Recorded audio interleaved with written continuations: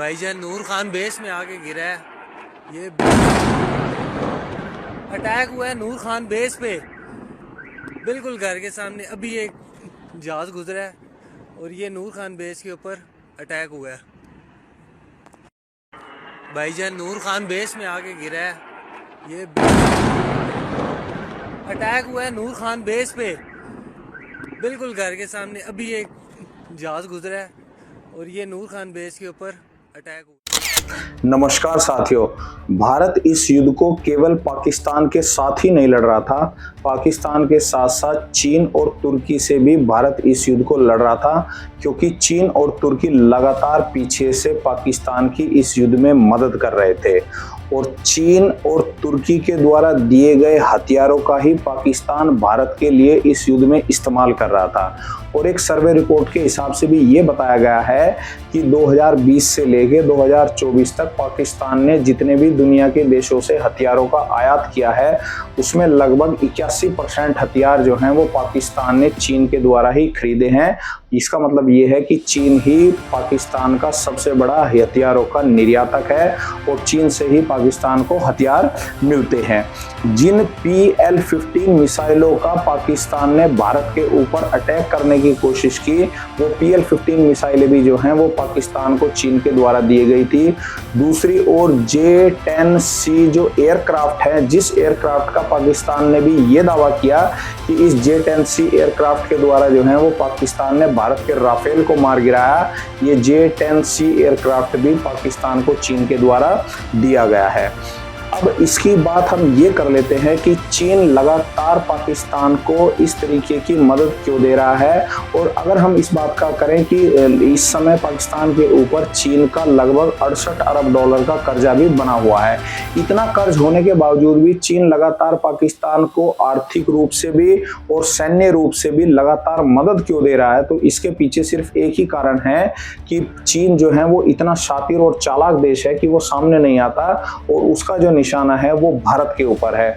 वो नहीं चाहता कि भारत की आर्थिक स्थिति लगातार जो बढ़ रही है, भारत जो है अब 5 ट्रिलियन इकोनॉमी की तरफ जा रहा है, तो चीन कभी भी ये बर्दाश्त नहीं करेगा कि भारत जो है वो उसके लेवल के ऊपर भी आ जाए। तो इसीलिए पाकिस्तान को चीन जो है एक मोहरा बनाए हुए है और पाकिस्तान के द्वारा ही भारत के ऊपर इस तरीके की गतिविधियों को कर रहा है। और ये सारी गतिविधियां, ये सारे आतंकवादी जो हमले हैं, ये एक तरीके से चीन के द्वारा ही पाकिस्तान को बीच में लेकर भारत के ऊपर किए जा रहे हैं। और भारत जो है वो ये चाहता है कि चीन का भी चेहरा बेनकाब हो। और जितने भी सबूत इस युद्ध में मिले हैं, उन सबूतों से भी इस बात की पूरी तरीके से पुष्टि हुई है कि चीन के द्वारा ही पाकिस्तान को ये सब हथियार दिए गए हैं।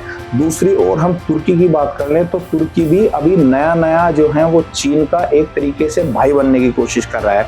जब से तुर्की में राष्ट्रपति रेसेप तैयब अर्दोगान आए हैं, वो एक कट्टरपंथी व्यक्ति है और वो व्यक्ति जो है वो लगातार भारत के खिलाफ भड़काता है और कई अंतर्राष्ट्रीय मंचों से भी और यूनाइटेड नेशन के ऊपर भी उसने खड़े होकर जो है वो भारत की आलोचना की थी और कश्मीर के मुद्दे को भी वो लगातार सुलगा रहा है, भड़का रहा है।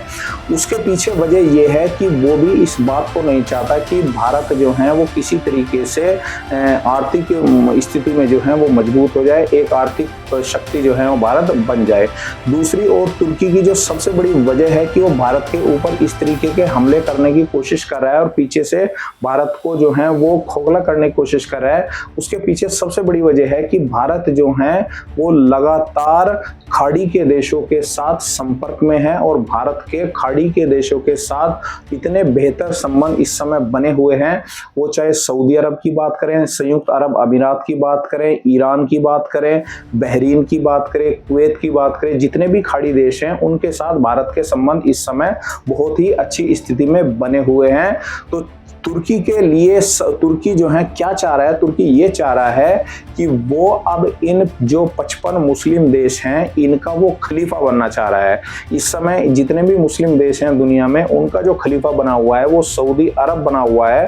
और सऊदी अरब इसलिए खलीफा बना हुआ है क्योंकि सऊदी अरब के पास मक्का और मदीना जैसी एक धार्मिक एक स्थल है, और इसी धार्मिक स्थल की वजह से सऊदी अरब जो है वो इस पूरे इस्लामिक देशों में एक अव्वल के ऊपर है, इनका खलीफा बना हुआ है। दूसरा, सऊदी अरब के पास जो तेल का स्रोत है वो भी उसको दुनिया में एक ऐसे इन मुस्लिम देशों के बीच में एक ऐसे स्थान के ऊपर खड़ा करता है जिसमें तुर्की भी उसके नीचे आता है।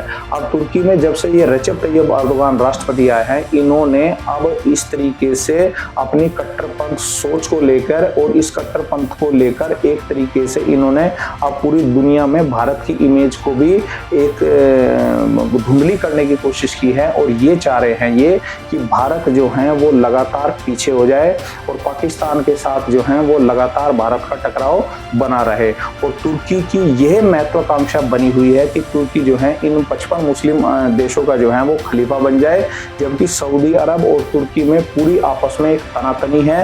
और सऊदी अरब किसी भी हाल में ये नहीं चाहता है कि ये खलीफत जो है वो तुर्की के पास चली जाए, और तुर्की जो है वो ये करने की कोशिश कर रहा है कि वो पाकिस्तान की मदद से और चीन की मदद से जो है इस पूरे के पूरे खाड़ी देशों को पीछे हटा दे, और जितने भी ये 55 मुस्लिम देश हैं ये उसके साथ लग जाए। और तुर्की इस बात को भी जानता है कि जितने भी ये 55 मुस्लिम देश हैं इनमें अगर किसी के पास परमाणु शक्ति है तो वो केवल पाकिस्तान के पास है, और इन 55 मुस्लिम देशों में अगर सबसे बड़ी कोई सेना है तो वो भी पाकिस्तान के पास है। तो तुर्की के लिए एक ये मजबूरी भी हो जाती है कि वो पाकिस्तान का साथ क्यों ना दे, क्योंकि उसको इस बात का पता है कि उसको खलीफा बनाने के लिए पाकिस्तान और चीन जो हैं वो उसके सबसे बड़े मददगार होंगे। तो इसलिए तुर्की भी ये चाह रहा है लगातार कि पाकिस्तान के साथ भारत का टकराव बना रहे। चीन भी यही लगातार चाह रहा है कि पाकिस्तान के साथ भारत का टकराव बना रहे, और तुर्की को जो है वो खलीफा तुर्की को जो है वो खलीफा बन जाए, और चीन जो है आर्थिक स्थिति में भारत से हमेशा ऊंचा बना रहे। तो इसीलिए जो है भारत को एक सावधान रहने की आवश्यकता है। और ये जो भारत ने एक ऑपरेशन किया है पाकिस्तान में, ये एक बड़ा ही सटीक और निर्णायक ऑपरेशन था, और इस निर्णायक ऑपरेशन से भारत ने इस बात को साबित कर दिया है कि भारत जो है अपनी क्षमताओं से भी ऊपर जाके किसी देश के ऊपर हमला कर सकता है अगर कोई देश उसको चैलेंज करने की कोशिश करता है। तो इसलिए भारत को चाहिए कि तुर्की और चीन से लगातार सावधान रहे, इनकी चालाकियों से सावधान रहे। इसलिए भारत से यही अपेक्षा है कि भारत जो है वो आगे भी इनकी जो शातिराना हरकतें हैं उनसे सावधान रहेगा, और भारत इनकी हरकतों को बर्दाश्त नहीं करेगा। उम्मीद है आपको वीडियो पसंद आई होगी। वीडियो को ज़्यादा से ज़्यादा शेयर करें, चैनल को सब्सक्राइब करें, लाइक करें। धन्यवाद।